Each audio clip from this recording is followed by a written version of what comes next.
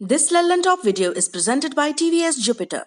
आपके लिए एक स्कूटर से कहीं ज्यादा है। ये सफर है आपकी सफलता का। देखिए, ये हम सफर के साथ का सफर है, इसीलिए हमने बनाया ये नया जुपिटर, जो है हर स्कूटर से ज्यादा। टीवीएस जुपिटर, ज्यादा का फायदा। ये साल 2016 की बात है। तमिलनाडु में विधानसभा के चुनाव चल रहे थे। राज्य की दो प्रमुख पार्टियां डीएमके और एआईएडीएमके मतदाताओं को लुभाने में लगी थी। जयललिता की पार्टी एआईएडीएमके ने महिलाओं के लिए कई ऐलान किए। इनमें से सबसे बड़ा ऐलान था मंगलसूत्र के लिए 8 ग्राम सोना देने का। जब नतीजे आए तो जयललिता की एआईएडीएमके ने वह कर दिखाया जो 1984 के बाद से तमिलनाडु की राजनीति में नहीं हुआ, और वो था लगातार दूसरी बार सत्ता में लौटना। 1984 में जयललिता के मेंटोर और एआईएडीएमके के संस्थापक रहे एमजी रामचंद्रन ने यह करिश्मा किया था। उसके बाद से तमिलनाडु के लोग हर 5 साल बाद सरकार बदल देते थे। थोड़ा आगे बढ़ते हैं। राज्य की सत्ता से 2 टर्म से बाहर चल रही डीएमके के नेता एमके स्टालिन ने 2019 के लोकसभा चुनाव के दौरान एक बड़ा ऐलान किया। उन्होंने कहा कि अगर केंद्र में उनके समर्थन वाली सरकार बनती है तो गोल्ड लोन माफ कर देंगे। इस चुनाव में तमिलनाडु की जनता ने डीएमके को दिल खोलकर वोट दिया और राज्य की 39 में से 38 सीटें जिता दी। लेकिन केंद्र में यूपीए की सरकार नहीं बनी, डीएमके जिसका हिस्सा थी। एआईएडीएमके पिछले 2 साल से इस मुद्दे को उठा रही है। राज्य के मुख्यमंत्री पलानीस्वामी जनता के बीच कई मौकों पर कह चुके हैं कि डीएमके ने आपका गोल्ड लोन माफ करने का ऐलान किया था। आपने उनके 38 सांसदों को दिल्ली भेजा, लेकिन उन्होंने आपका गोल्ड लोन माफ नहीं किया। आप डीएमके को वोट मत दीजिए। एआईएडीएमके और मुख्यमंत्री के आरोपों पर डीएमके का जवाब रहा है कि केंद्र में एआईएडीएमके के समर्थन वाली सरकार बनी, ऐसे में हम अपना वादा कैसे निभा सकते हैं। अगर कांग्रेस की सरकार बनती तो हम ऐसा करते। गोल्ड लोन माफी का वादा कितना बड़ा है इसे ऐसे समझा जा सकता है कि इस साल विधानसभा चुनाव की घोषणा से पहले एआईएडीएमके ने 48 ग्राम तक के गोल्ड लोन माफी की घोषणा कर दी। तमिलनाडु में सहकारी संस्थाओं द्वारा बांटे गए 20,000 करोड़ के ऋण में लगभग 7,000 करोड़ गोल्ड लोन के हैं। द हिंदू के एडिटर सुरेश दी लल्लन टॉप से बातचीत में कहते हैं, मुथूट फाइनेंस जैसी कंपनियां गोल्ड पर लोन देती हैं। एआईएडीएमके सरकार ने यही किया है कि कोऑपरेटिव सोसाइटी से जिन लोगों ने गहना गिरवी रखकर लोन लिया है उनका लोन माफ करने की घोषणा की है, इंटरेस्ट के साथ। हालांकि ये घोषणा चुनाव की तारीखों के ऐलान से पहले की है, इसलिए जो सरकारी आदेश देना है, जो नियम बनने हैं, वो अभी तक नहीं हुआ। चुनावों के दौरान एआईएडीएमके की सरकार कोई फैसला ले भी नहीं सकती है। हाँ, अगर वे अगली सरकार बनाने में सफल रहते हैं तो ही कोई फैसला ले सकते हैं। गोल्ड लोन माफी की घोषणा चुनावी नतीजों पर तगड़ा असर डाल सकती है। 2016 के विधानसभा चुनाव और 2019 के लोकसभा चुनाव नतीजों में देखने को भी मिल चुका है।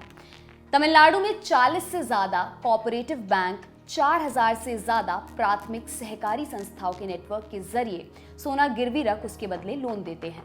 दैनिक भास्कर की एक रिपोर्ट के मुताबिक सहकारी संस्थाओं द्वारा बांटे गए 20,000 करोड़ के लोन में से लगभग 7,000 करोड़ गोल्ड लोन के हैं। अगर गोल्ड लोन माफी पर बात आगे बढ़ती है तो इसका फायदा महिला सेल्फ हेल्प ग्रुप की लगभग 15.5 लाख सदस्यों को मिलेगा। तमिलनाडु में गोल्ड का कल्चर इतना ज्यादा क्यों है? इस सवाल के जवाब में द हिंदू के एडिटर सुरेश का कहना है, तमिलनाडु में सेविंग्स इकोनॉमी ज्यादा है। बाकी राज्यों में आपको देखने को मिलेगा कि लोग पार्टी में, शॉपिंग में पैसे खर्च करते हैं, लेकिन ऐसा कल्चर तमिलनाडु में नहीं है।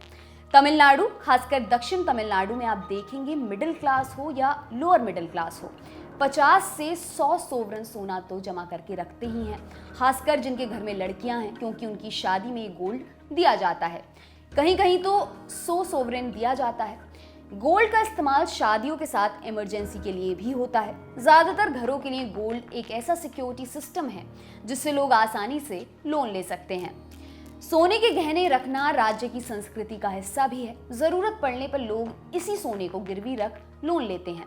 दक्षिण भारतीय राज्यों में सोने के प्रति कितना लगाव है, इसे इस बात से समझा जा सकता है कि पूरे देश के हॉलमार्क सेंटर में से 1/3 यही है। तमिलनाडु में गोल्ड इकोनॉमी बहुत बड़ी है। गोल्ड से जुड़ी ज्यादातर कंपनियां इसी राज्य से हैं। यहाँ मंदिर में भी सोने के गहने दान किए जाते हैं। तमिलनाडु की राजनीति में फ्रीबीज का कल्चर।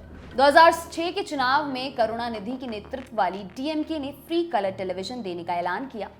इसी चुनाव में डीएमके ने 2 रुपए किलो चावल देने का भी ऐलान किया। बाकी पार्टियों ने उनके इस ऐलान पर सवाल उठाए तो उन्होंने कहा कि सरकार बनते ही उनका पहला सिग्नेचर इसी से जुड़ा होगा। इस चुनाव में डीएमके और उसकी सहयोगी पार्टियों ने शानदार प्रदर्शन किया और राज्य की 70% सीटों पर जीत हासिल की। अपनी हार से निराश एआईएडीएमके को करुणानिधि का फैसला भा गया। इसके अगले चुनाव यानी 2011 के चुनाव में उसने भी इस तरह के कई ऐलान किए। इस चुनाव में डीएमके ने मिक्सी या ग्राइंडर का वादा किया तो एआईएडीएमके ने दोनों चीजें देने का वादा किया। डीएमके ने ऐलान किया वह कॉलेज जाने वाले स्टूडेंट्स को फ्री लैपटॉप देगी तो एआईएडीएमके ने कहा कि वह हाई स्कूल से ही छात्रों को लैपटॉप देगी। इसके साथ ही 4 सेट स्कूल ड्रेस, जूते और 20 किलो फ्री चावल देने का वादा किया। केबल टेलीविजन डिस्ट्रीब्यूशन बिजनेस में उस समय तक डीएमके से जुड़े लोगों का दबदबा था। उस दबदबे को खत्म करने के लिए एआईएडीएमके ने फ्री केबल टीवी कनेक्शन देने का वादा किया। इन वादों ने काम किया और जयललिता 2011 में सरकार बनाने में सफल रही। फिर आया 2016 का चुनाव। डीएमके के सामने चुनौती थी कि वह इससे भी बड़े ऐलान करें, लेकिन जयललिता सीधे किसानों के पास पहुंच गईं। उन्होंने किसानों की लोन माफी, 100 यूनिट फ्री बिजली, महिलाओं के लिए 2 पहिया वाहनों पर 50% सब्सिडी, शादी का इंतजार कर रही महिलाओं के लिए 1 सोवरेन गोल्ड का ऐलान किया। इन ऐलानों का असर हुआ और जयललिता की पार्टी लगातार दूसरी बार सरकार बनाने में सफल रही, जो कि इतिहास था। द हिंदू के एडिटर सुरेश का कहना है, फ्रीबीज का कल्चर तमिलनाडु की राजनीति में शुरू से रहा है। 2006 के चुनाव में करुणानिधि के नेतृत्व वाली डीएमके ने सभी हाउस होल्ड के लिए फ्री कलर टेलीविजन देने का ऐलान किया था। इसी चुनाव में डीएमके ने 2 रुपए किलो चावल देने का ऐलान किया था।